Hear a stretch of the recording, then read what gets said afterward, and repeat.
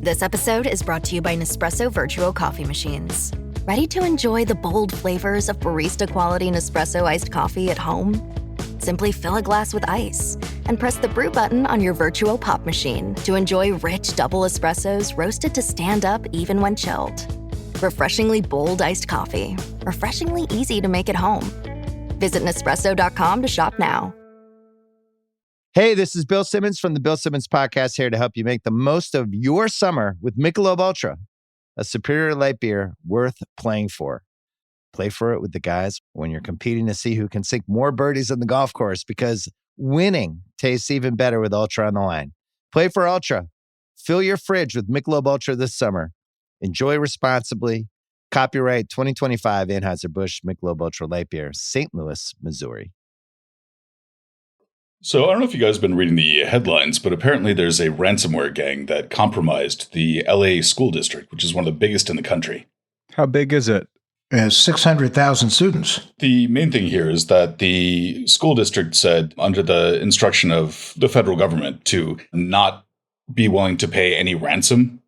And so the school district said that they were not going to pay ransom. And so accordingly, the Vice Society, who are the guys behind this hack, have just done this massive information dump of 500 gigabytes of data exfiltrated from the school system. How much data is that? It sounds like a lot of data. It's quite a bit. It has, among other things, social security numbers, some medical information on students, which is really troubling. Things about contractors and employees of the school district and so on. So it's a pretty major hack. Aren't there some psychological assessments of students too? Yeah, that's right. And so that's all now just kind of floating around on the dark web. That's really disturbing. I mean, I first of all am very upset about anybody that thinks they should be attacking a school district and releasing children's information. I mean, that's pretty low. But then again, there are guys that attack medical facilities all the time and put people's lives in danger. So I guess there's no low when it comes to low. What's our best advice for the parents out there who are facing this situation?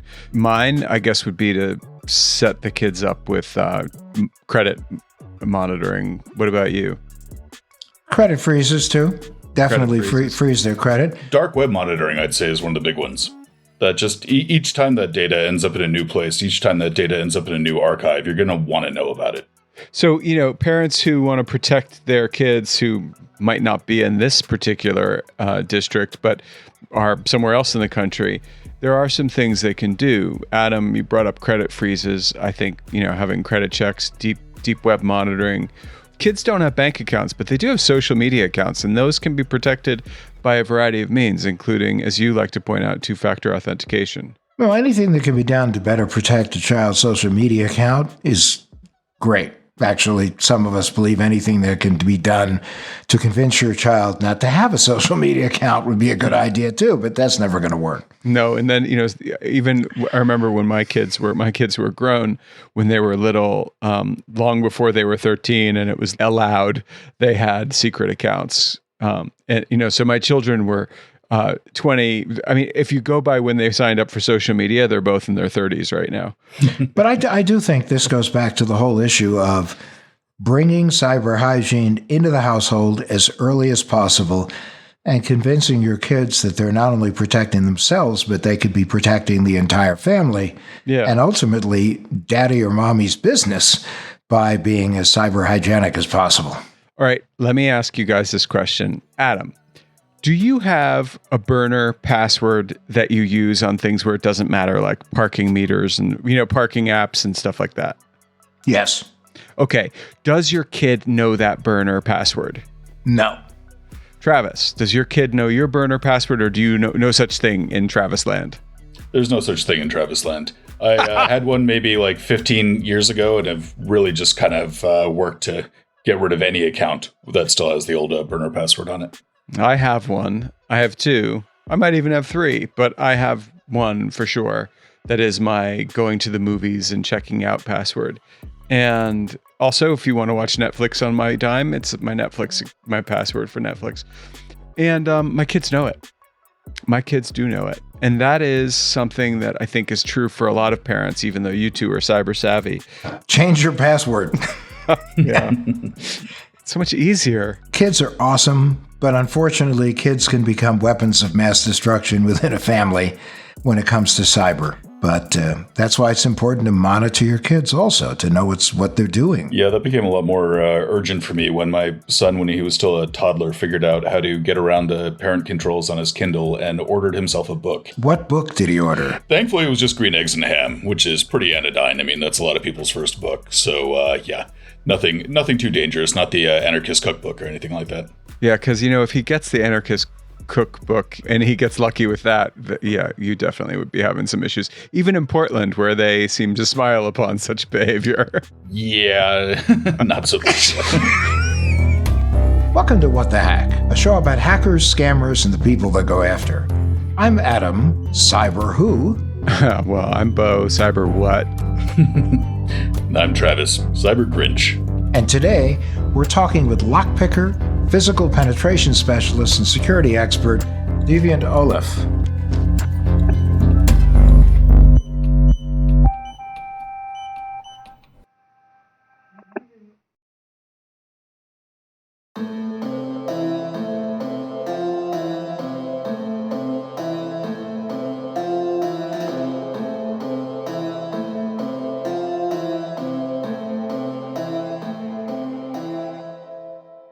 We're really excited today to have Deviant Ollam with us on our show. Well, thank you for having me. It's really great to be here. So, are you allowed to tell us where you're from? These days I'm from the internet, right? Which means I swear too much, get frustrated at little things, but try to tackle big things with aplomb and grace. Originally, I guess the answer is I'm from back east, from Philadelphia. Oh. Yeah, I'm from Philadelphia. Now, are you from the Rocky Balboa part of Philadelphia? Was that Fishtown? Yeah, I mean, I'm not from Fishtown, no. I went from West Philadelphia to Western Montana to sort of West Seattle, just bouncing along. There used to be a Forrest Gump joke in there, like I'd hit the water and turn around. But honestly, no, the West Coast, between Montana and the Pacific Northwest, some of the best places I've ever lived. Yep. 100%. Now, I got to ask you, if you've been in Western Montana, have you spent any time at the Chapel of the Dove? I haven't. In Missoula. Do you know about it? I lived in Missoula. Now, it must be gone then. When I was in that area, there was a movie theater called the Chapel of the Dove, and the man who ran it actually had a pigeon on his head when you bought a ticket from him. And that's where I saw Raising Arizona. But this was a long time ago, Amazing. so it may have... No, I didn't know it. I didn't spend as much time there as I might have liked. I was only living in Montana for a little over a year. I was getting increasingly strident and angry letters from the DMV informing me that I still hadn't purchased a Subaru Outback, and they would have to revoke my permit to live in the state. So, yeah, didn't get on it. They booted me out. I wish I had known you. Now, Adam called you Deviant Ollam, and that is not how I would pronounce your name. Yeah. In writing. So, and actually, Northwest, there is a text called the Wallam Ollam, which is an origin story of the natives in that area. That's not what it refers to, I'm guessing. No. How do you get an F out of an M? So it's Celtic. It's a Celtic surname. And Olaf sometimes rendered a little bit differently, depending on where you are in different counties over in Ireland. But my understanding is there were different sort of levels of learning and scholarship. And this is in pre-written tradition, right? You basically had oral histories and oral learning, and knowledge was passed by telling stories and epic poems. So Olafs were a rank of scholar that had not attained the topmost rank. They had learned most of what they could from the place of their origin, and essentially spent a time on tour, just going around to different shires and counties and singing for their supper, as it were, educating those who wanted education, being paid for that, and learning from the people there, learning the news, learning the histories and the epics from that region and carrying that with them. So I liked the idea very much of being a peripatetic, penetrator and peripatetic professor, and a wandering person who likes to teach but recognizes there's more to learn. Like us. Yeah, absolutely. We are exactly, Adam. We view ourselves as wandering minstrels. We just wander the cybersphere. So, Adam, your name now, from here on out, you will be known as Adif. We're going to change Adif. You followed the go west, young man theory. I have crisscrossed a number of times, and right now the joke is, my cats and books live someplace static, but I live in seat 2A, generally on some aircraft. And that is because you do penetration testing, physical penetration testing all around the country. And I see, behind you, for our listeners that you can't see, that behind Olaf there's a rack of keys, and it looks like an entry, a point of entry keypad for a gate or something like that. There's various. There's a phone. There's a payphone. Yes. Oh wow, that's a federal offense right there. There's a payphone. There's this phone over here. So what is it that you do? Like, what is that? Are you on a plane all the time because you're traveling around to go and break into joints? Many times, yeah. We wear a lot of hats at our various companies. I do education as much as I do consultation. But when I'm not in a classroom teaching people about locks and security, I am invariably on site, usually breaking some locks and security. So we do that in the form both of what would be, the sort of corporate speak would be adversarial emulation, or in the hacker world, let's be bad guys. Let's break in. Let's be a professional thief with no consequences. Or I get invited to a lot of Army bases where somebody has either lost a combination or forgotten a combination to a safe or a vault. And again, with the sanitized suit and tie language, I neutralize various government classified document containers. What that means is, I drill in, I slice, drill, torch, whatever it takes to get in and get the container open.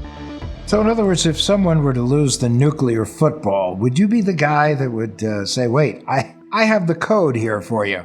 I'm glad to say I would not be that guy, and I'm happy to not have the responsibility of anyone that serious. Most of my jobs are a little more low stakes. We do government work from time to time, but a lot of our work is private sector. So but you have plasma torches, and do you have like the good stuff? Do you have what do you got? You got some good tools? I do have a lot of now torches. So thermal cutting is, you need to get a burn permit and a lot of other things to do that to a container. So in an office environment, instead of dragging something out to the loading dock or spreading down the blankets, it's nice if you can just do cutting. Cutting's pretty loud, but it's contained. How did you get started with this? The trite answer that's cutesy and good for the press and a soundbite is some of the right friends, some of the wrong friends. But buried within that is truth. I was fortunate enough to be born innately with a sense of both wonder and disrespect for rules. But also I was fortunate enough to have just enough barriers and just enough parents backing me up if I got into small trouble to not let me get into big trouble. I could have easily become a very boring person if I wasn't more adventurous, but I could also easily have become an incarcerated person or something if I didn't have a few boundaries and a few get out of jail free cards with parents willing to talk to teachers and say, no, he's just trying something his way. But if it didn't hurt anything, give him more of that assignment. Don't take away the computer, the device, the electronics lab. Is this like the communities where people either become the priest or the cop or in prison? Yeah, it's I don't like to think we are all so determined down at our core, but we're all a product of our inputs, right? And I had just the right amount of inputs to make me not respect the rules, but also not completely hamstrung by consequences of rule breaking. Now, this was in Philadelphia where you learned this? Yeah, back east, Philadelphia, the New Jersey area. That's when I was growing up, mostly back east. But it never really left me the spark of, well, why do it that way? Why should we do it that way? Just because we've always done it that way.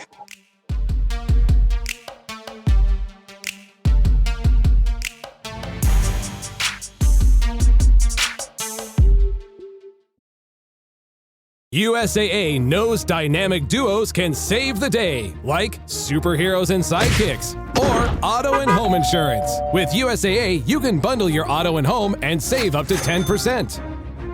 Visit USAA.com/bundle. Bundle savings are off total premium, not available in all states or in all situations. To qualify, auto policy must be active prior to property policy issue, subject to change. Restrictions apply. Membership eligibility and product restrictions apply and are subject to change. USAA means United Services Automobile Association and its affiliates, San Antonio, Texas.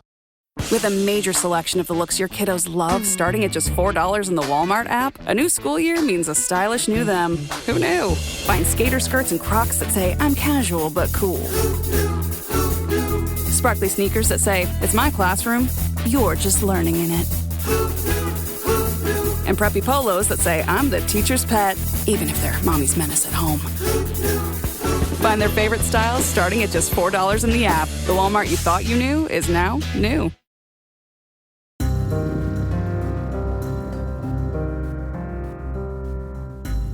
You sit at an interesting place where you're a security expert dealing with both physical penetration and cyber. Most certainly. Most certainly.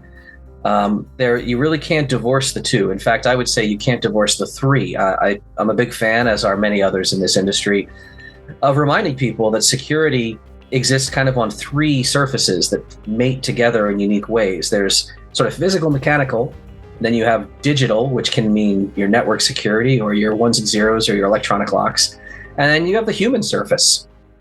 And all of those surfaces have different roles to play. And it's nice when they're all in layers. You think about, I'm going to say Jesse Singer's book, There Are No Accidents. She talks about the Swiss cheese model of security and how if you have holes of Swiss cheese, like a single hole of Swiss cheese, a single slice of Swiss cheese, there might be a hole that something could pass through. But if you stack a couple slices up, well, then maybe they will occlude the holes. And you stack enough slices of Swiss cheese up, even though they have holes, you can eventually get to a point where no light is coming through. There's no direct through line vulnerability.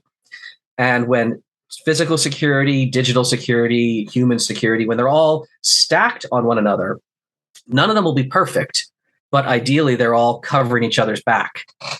Many times, though, we substitute one for the other. We say, well, the digital side of that machine's not too good. We'll put a lock on the door. Or that lock is a little bit sketchy, but we'll have a guard come around every so often. Which of those three types of cheese has the biggest holes, in your opinion? Ooh, that's so interesting that it's never one uniform answer. Very different environments. You might have an environment where the people are actually the strongest layer, which we don't, we always love to say, oh, well, humans are the weakest link. And there's truth to that saying. It comes from a place of validity. But there are some environments. In fact, I was on a job where the human element, maybe we'll get into this story later. It's an agribusiness job that we did. The human element was stronger than everything else at that facility, and it shut us down at almost every turn. I remember when I first got my house, I asked a locksmith to come out and put a lock on, and I said, is this a good lock? And he said, it doesn't really matter. And I said, why doesn't it really matter? And he says, because locks are for honest people. If a thief wants to come in, they're going to get in. And he used the example of taking a sawzall, mm-hmm. a reciprocating saw, and just cutting along the side of my door mm-hmm. and cutting an opening in the side of my house to get into the house. Absolutely. Absolutely. And this is it is a flaw of not thinking so much as a flaw of communication and framing. Friend of mine, Bruce Schneier, has a really great line that he's used in the past about the word. Let's start with the word security. To be secure, right? To be secure can mean an actual objective standard, like I am behind a high concrete wall and there is an angry dog who obeys my commands and I'm stroking the butt of a rifle that's latched to me with a large magazine. Like, you can be objectively secure against certain threats. But you can also say, well, that person over here, they're secure. Maybe you're talking about the emotion, the sensation, the idea, the concept of I feel secure. And of course, many times those two things are in tension. People want the feeling of security, even if they're not objectively secure. See, for example, an easy punching bag would be, the nation's airports. So a lot of security theater there. Or there are people who actually are very secure. People in, I would say, most modern cities. We live in a very safe time. Violent crime is going down, but people don't always feel secure. And because of that, they make a lot of bad risk assessment and make a lot of bad purchases and decisions. If we extend this problem with framing, I will put it to you. Instead of the word lock, let's go with the word fence. Okay? You might say a fence. Well, fences are for honest people. Yes and no. A fence, even a 3-foot tall fence, a little white picket neighborhood fence, easily jumped over by anybody of moderate physical means. That fence is still doing a job. It is demarcating, it is communicating, it is indicating a property line. It is communicating, hey, this is the space out there that's public, but inside this curtilage, maybe this isn't your space. And it is incumbent upon the public to behave in a way that they think is best. Now, you'd like people to respect that fence. The fence also does a job in terms of if there's a stranger in the yard, they can't really just say, oops, I'm just cutting through to get to my car. Oh, okay. But you jumped over a fence, right? You didn't just step around a bush. Oh, I'm not supposed to be in here. No, you're not supposed to be in here. So what that I would call is a symbolic fence at that point. But you could say, well, fences are just for, honest people. But if you look around, again, let's say our nation's airfields, let's say military bases, a high value facility that's doing specialized research and they don't want people coming and going, they're going to have a fence, but it's definitely a different fence, right? It's going to be 7 feet tall, maybe with a topper. It might be buried or trenched so you can't tunnel under it. Electrified. Yes. So the question is not, well, fences are just to make people stay honest. It's what fence are you using? And I would say the problem in our world is that many times we are putting the 3-foot white picket ornamental fence around the high value target. You're using a symbolic lock, as it were, on an actual high value asset. Symbolic locks exist in our world. How many people have been in an office where you're not allowed to touch the air conditioning, right? It's behind that little plastic thing with a little derpy wafer lock on it. Any one of you can jiggle that lock open. But you're not supposed to. You know that. But if we take that little derpy nothing lock and put it on a locked panel that controls, I don't know, all the power in the building or the nuclear football. Exactly, nuclear football, anything like that. That is the fault of the design. That is a bad framing where you're using a symbolic lock to perform a security role.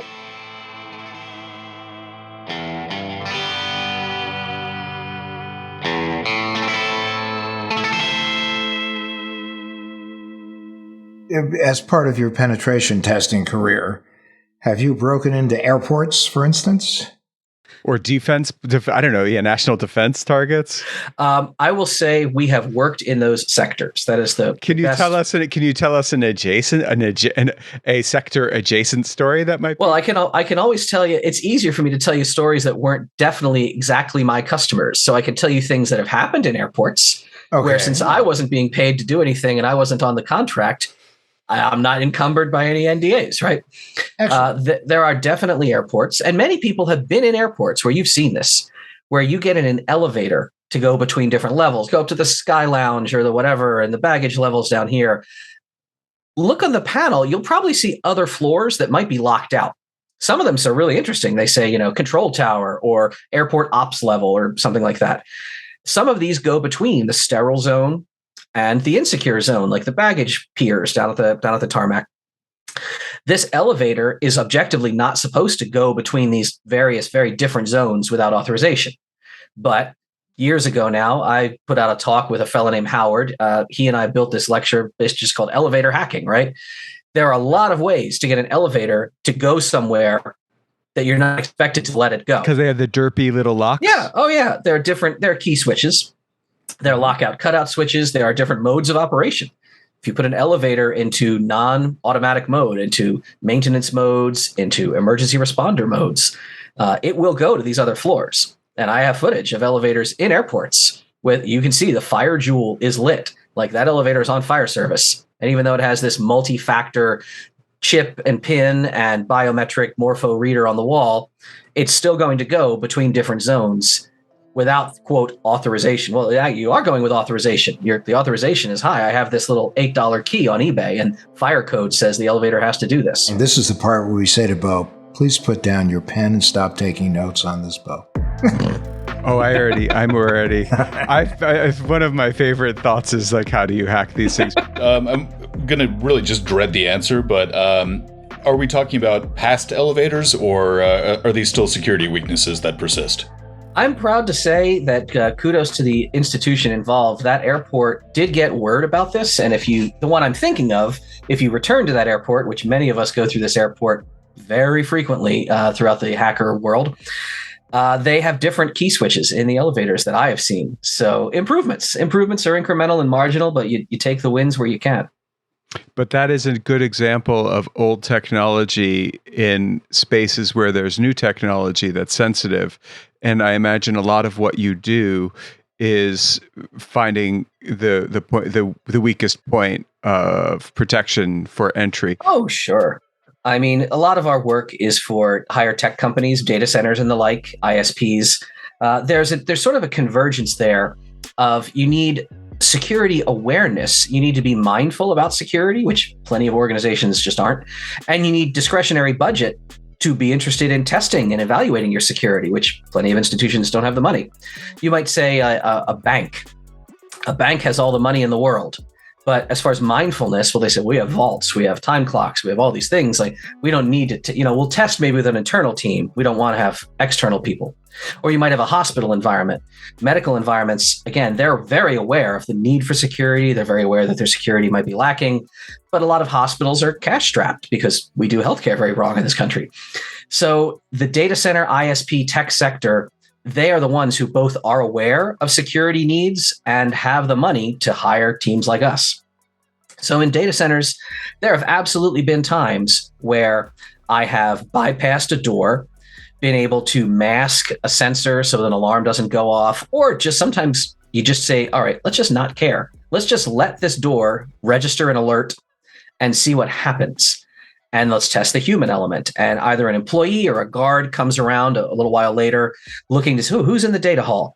But we're so ingrained into thinking that an intruder would be behaving in a certain way, either causing mayhem or stealing things. But if they encounter a person who's dressed in a company polo, has a badge that looks like a legit badge, and I'm using a key to unlock a rack because all the server racks in all America's data centers are key-to-like, and I'm checking some lights and I lock it back up, and that person will just kind of look down the hall. No, that's not it. That's another person working. And you just become invisible. So this is more like social engineering even than having a set of tools that you're using to open things up. That's definitely a part of it. If you're doing your job right, you want to give the client and the target opportunities to find you, opportunities to challenge you. We make the sparring analogy a lot, like in martial arts. If an instructor does nothing but blast someone right and square in the nose and that person drops to the mat, and they say, okay, good lesson, right? Next week, same time? They didn't really learn anything. You want people to start hitting you back. So you want to say, if I do this, what are you going to do? Now I'm coming at you this way. Can you block it? So ideally, you want to give the client and the customer more opportunities and say, all right, I'm going to break in this building. I'm going to try this way. What can make it a little bit noisier, but a little more obvious that something's wrong? And you see what happens when they respond. And they have to learn, their staff has to learn, that guy you saw and you walked right by, did you actually validate who they were? Did you check credentials? So yeah, we try to give them a chance. We'll say, all right, let's break in this time, but do it with a different tool that's not quite as covert. Maybe they'll notice. Let me just tell you what I would do, and then you tell me if you're going to hire me or not. I think if I had to get into a facility where I wasn't supposed to be, my first attempt would involve a box of donuts and a cup of coffee that I was holding in my mouth as I walked up to the door and just sort of mumbled, hey, can you get the door for me? Absolutely. Absolutely.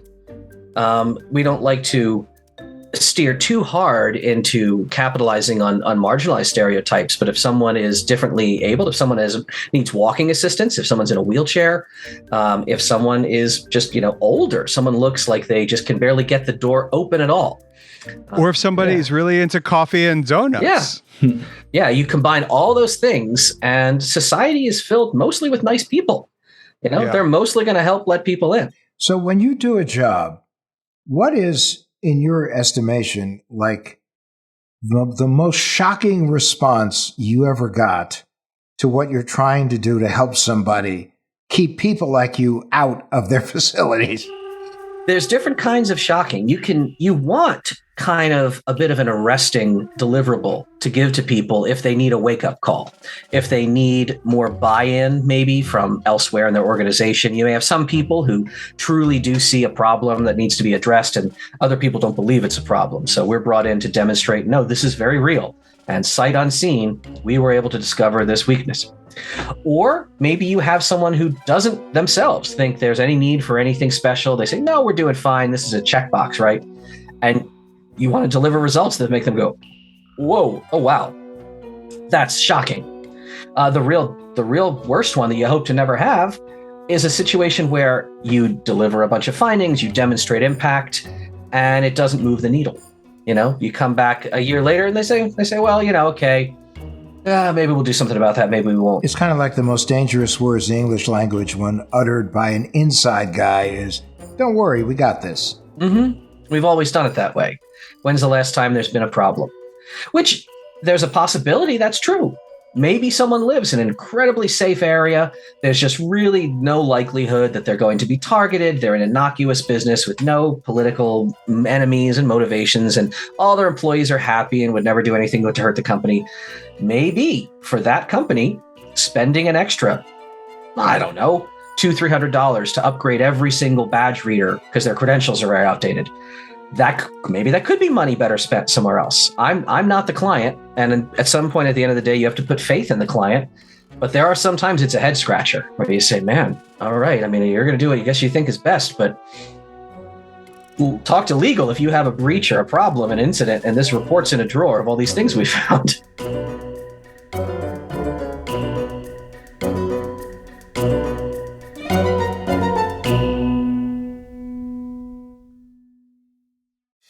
Hey, it's Paris. I love sparkly things, right? Like stars. Duh. And thanks to Hilton and AutoCamp, I just slept under them. Picture me, serving looks by the fire outside my luxurious Airstream, making s'mores with the kids, while a national park is our backdrop. The great outdoors meets Hilton hospitality. That's hot. Explore all the new ways to stay at Hilton.com. Hilton for the stay. This episode is sponsored by Friskies, who would like to tell your cats hi. Now, if that didn't get your cat's attention, there is one thing that always does the trick. Just pour some Friskies crunchy food in the bowl and you'll hear those paws come running. Works every time. With so many Friskies choices, you can always bring your cats running from their secret napping spots. There's always more to explore. See for yourself at friskies.com or visit your local store.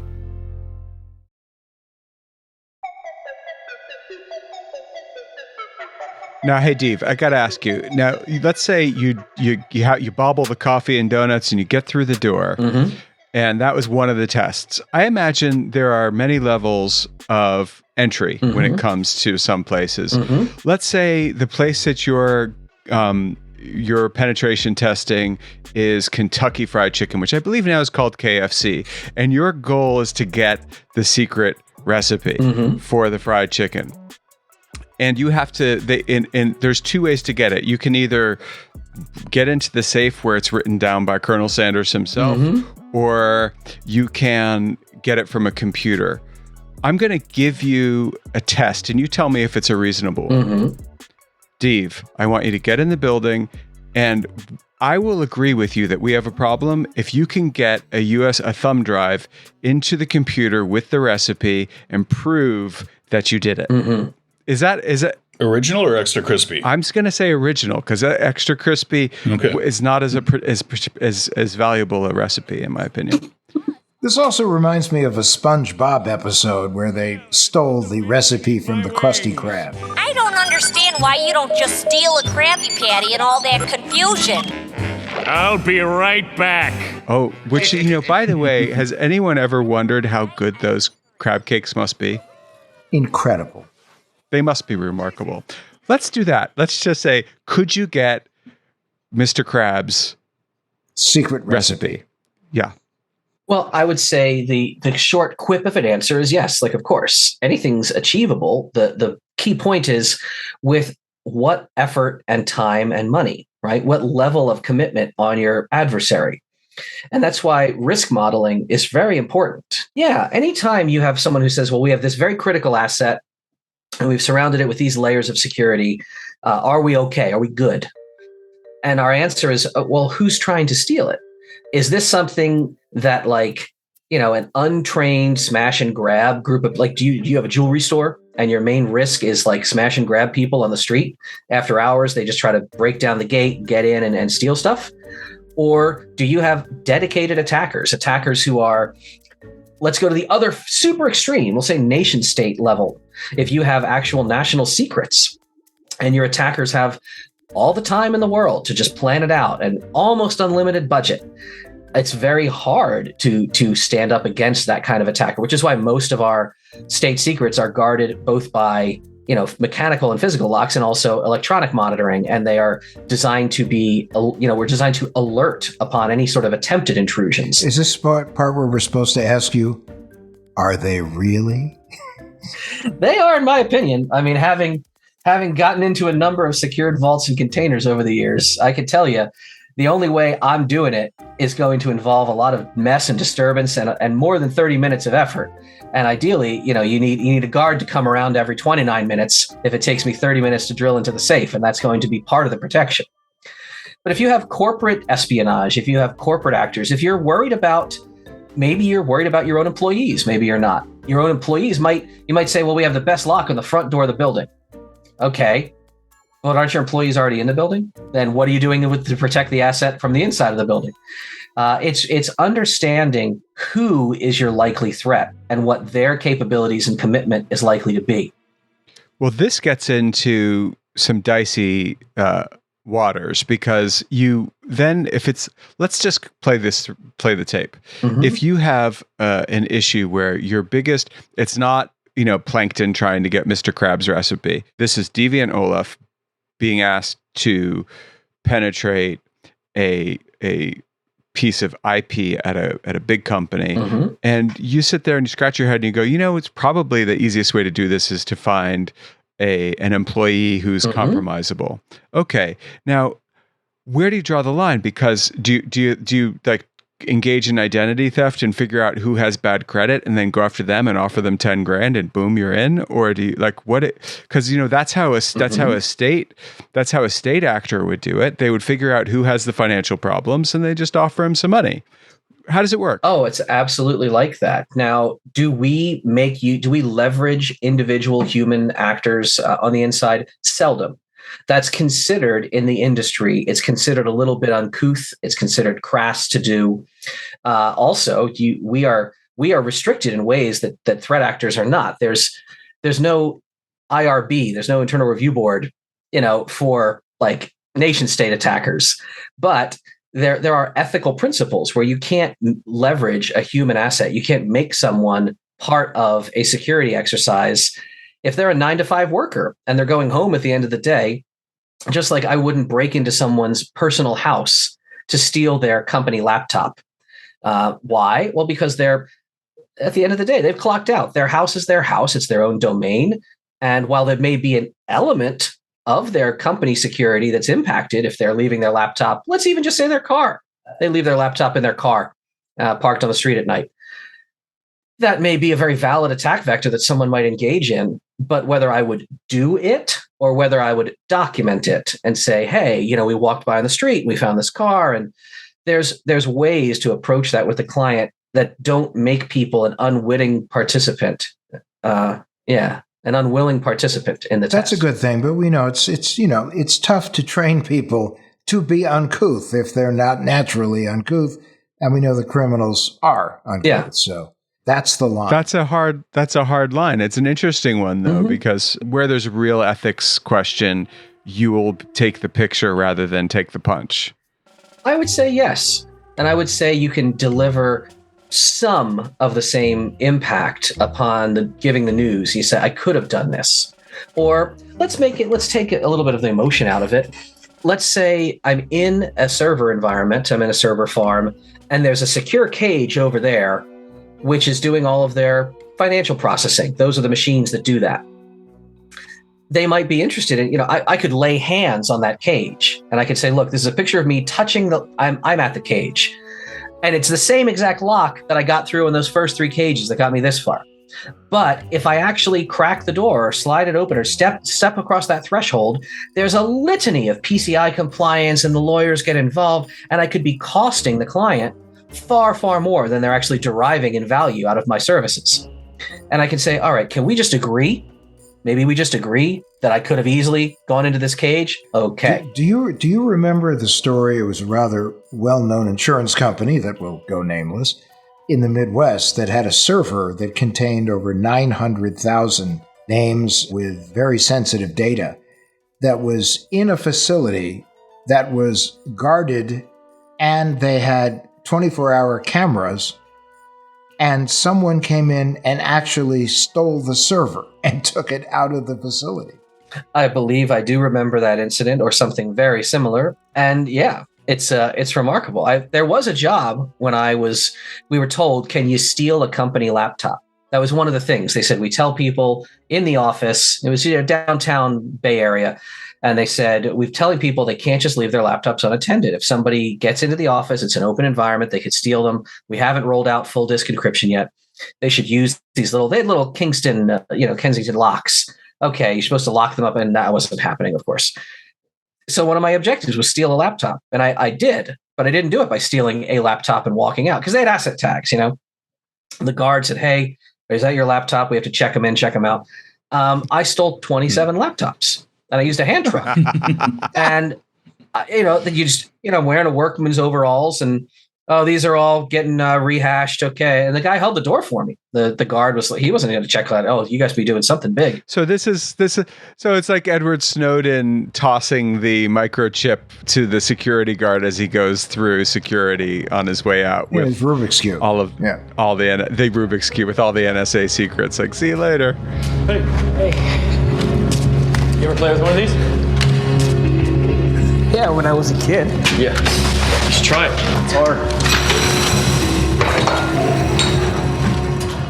Well, there was another one many years ago involving Wells Fargo, where two guys who worked in the mortgage department went on vacation, downloaded 40,000 files onto their laptops because they decided they were going to do work on the road, stopped at a gas station while they were gassing their car, went inside to get donuts, came back, and their laptops were gone. And that was a huge brouhaha for months. But it happens. The human element. Yeah. One of the things we talk about in this show is that people have a tendency not to change default passwords, which leave them open to all kinds of horrible things. And today you mentioned things about how elevators have different modes or access keys that are essentially default. So for the people listening, are there other examples like master keys or magic keys, basically a key that can open anything and they don't realize that that's available? Oh, yeah. I mean, you mentioned this at the start. I've got a Door King access control panel sitting behind me on the wall, literally. So if I look in my little Shady Tell coffee mug here, I'm holding a Door King Systems key. This is the key, right, for Door King system cabinets. And that's an access box you'd see at a gate or in front of an apartment building. That standard intercom remote door opener that you're opening with just a $10 key. So I mean there's all your circuitry. There's your door relays. And I can just jump around anything I need to do. I can bypass and just trigger door opening events because I have this little $10 key. So before we give you the key to escape the what the heck prison we have you in right now, what scares you? What when people finish with this episode, what would you recommend they do immediately? Like, do not pass go, do not collect $200, do this immediately. Connect with networks of other people and friends and colleagues. We talk about humans as a weak surface in security, but frankly, humans are the best surface in the defense in the world. What scares me is nothing to do with the security industry. It's to do with the cold indifference of the universe and the systems in which we live. There's a talk I have coming out in just a couple weeks. I'll be at SaintCon in Utah. Maybe it's already happened by the time this goes to air, but the talk is called Lawyer, Passport, Locksmith, Gun. And it has to do with if you're desperately in need of any one of those things because there's a problem in your life, that's not when you should be looking for one of those things and trying to figure it out then when you're in a moment of crisis. Having a good team of people around you, having people that you already know and trust who you can turn to during an incident, that is far more valuable than any widget or tool or procedure. Yeah, there is no cavalry coming. We are the ones who protect us. We look out for us. We keep us safe. Having people around you that you rely on and can give you good advice when you're in a moment of crisis or threat. So you, the panicky animal with your brain half distracted, are not trying to make all the critical decisions then. That's brilliant. And it's true. I live in a small town where I happen to know a lot of the trades people who work different things. And for instance, today I just called up my neighbor and was like, hey, a good well guy? And he goes, oh, I used to be a well guy. I'm going to come over and look at it for you. At the end of the day, when we're in like the Walking Dead mode, it's just your neighbors who are going to be doing all the everyday things. Yeah. And you have a collective of people who know how to do stuff. Yeah. Different stuff. And together you can make stuff happen. And it's great you mentioned a well guy, plumbing. Like you have a plumbing problem at 2 p.m. on a Tuesday, you take out the yellow pages. But Murphy is going to have the law that comes into effect, and your plumbing problem is going to be at 10:30 at night on a Saturday, and then you're in a crisis, and then whoever answers the phone first, even if they're the worst at the job, is your guy overcharging you, ripping you off. They might be who comes and helps because you didn't have a well guy. Unless you happen to have Tony Vizzo. Hey, Tony, the plumber, who's a friend of yours, and you have his cell phone number. And you can be like, Tony, and he goes, what? I need you. Come. Here we have Bob, the electrician in Nashville. Yeah, and that is the thing, Adam, is like we have, as everyone who listens to this show knows, we have Travis. That's right. Yep. But it is about being a communitarian, and I love that. I can't wait to hear that talk. Is it going to be on YouTube? I'm pretty sure. I believe St. Con records everything, so I'm sure it'll wind up there. There's some heavy stuff in that talk, but I think it'll be good. Thank you so much. I mean, we appreciate the knowledge you shared with us, your good sense of humor, and the fact that you were willing to come on and actually spend time with us. Of course. Thank you for having me. Thank you for having me so very much. I'm going to go home and change all my locks. Yeah. Don't bother, man. Sawzall through the side of your doors got you in.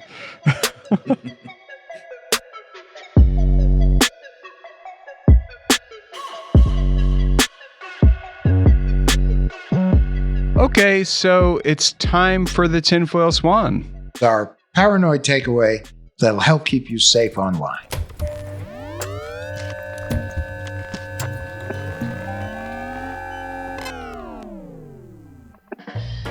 Okay, so this week's one is more about something to be aware of rather than a specific practice.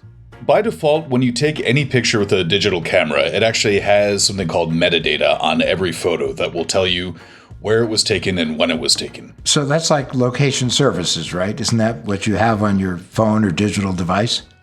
Yeah, exactly. And for the most part, it can be helpful. If you take a bunch of pictures on vacation, it's kind of nice just to have like Google Photos say, the time you went to Acapulco. That's great. However, it's good to be aware of the fact that there are going to be situations where you do not want to have your location information loaded into a photo. If you're taking a picture of your kid on their first day of school, for instance, you probably don't want to have your coordinates there. If you are selling something online that's of great value, and you have the coordinates there, really what that's doing is leading a trail of breadcrumbs that lead straight to your house. So it's called a photo metadata. So this is almost like the situation where someone on social media posted a picture of their kid next to a blackboard, and the blackboard had their name, their age, their favorite color, their school, their dog's name.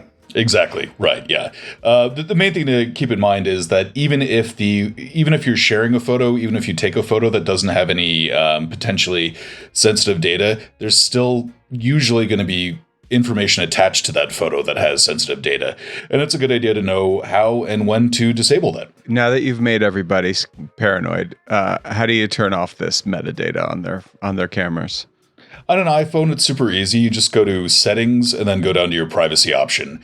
And then there's a option for location services. And there will be a setting for your camera app. And then you just say never. You just change the app permissions and that will remove the location metadata. pretty similar in an Android. Just by default, it has something called the Google Camera app, and that'll have settings, and there's a save location option on there. And you can just turn that off, and in both cases, that just means that you are effectively removing that metadata from your photos. Well, so here's the deal. If you are going to take this advice, go to location services in your settings anyway, and make sure, like, okay, I have AccuWeather, for example. Definitely want to use location services for that. But you can choose if you have it, if you share location never, ask when you're using it, or only when you're using the app, or always. And then you can also choose whether or not you share the precise location or a general location. And you should go through on every single one and uncheck precise location. You might want it when you're doing ride sharing, and you might want it when you're doing maps, but you don't necessarily, in fact, you absolutely don't want it when you're taking pictures for Instagram and things like that. So be very careful and make sure you know where you're providing your precise location. So if you're listening to this podcast on a phone, just take it out really quickly and check your location settings. It's really one of the best ways to protect your own privacy.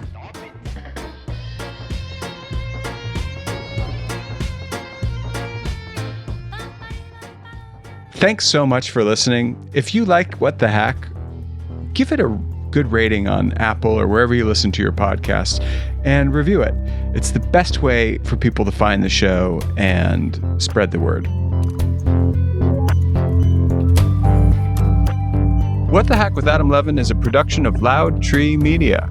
It's produced by Andrew Stephen, the man with two first names. You can find us online at loudtreemedia.com and on Instagram, Twitter, and Facebook at Adam K. Levin. Loud Tree. Behind every empire are the people history tried to forget. Lost Roman Heroes tells the stories of the remarkable characters who shaped Rome from its mythical beginnings to its final fall. Each episode blends armchair storytelling, sharp historical insight, and a bit of humor to bring these lost figures to life. From generals to scientists, from rebels to empresses, from priests to politicians, these lost Roman heroes have one thing in common. They stood up for civilization when the bad guys threatened, and in doing so, they changed the course of human history. If you're into history that's vivid, surprising, and deeply human, this show's for you. Behind every great meal is a person with a story to tell. Hear them on Culinary Characters Unlocked, the podcast that reveals the lives behind the food. Hosted by me, David Page, Emmy Award-winning journalist and creator of Diners, Drive-Ins, and Dives, as I talk with everyone from culinary legends to mom-and-pop standouts about the creativity, grit, and passion that shape the food we love. Follow Culinary Characters Unlocked on Apple Podcasts, Spotify, or wherever you get your podcasts.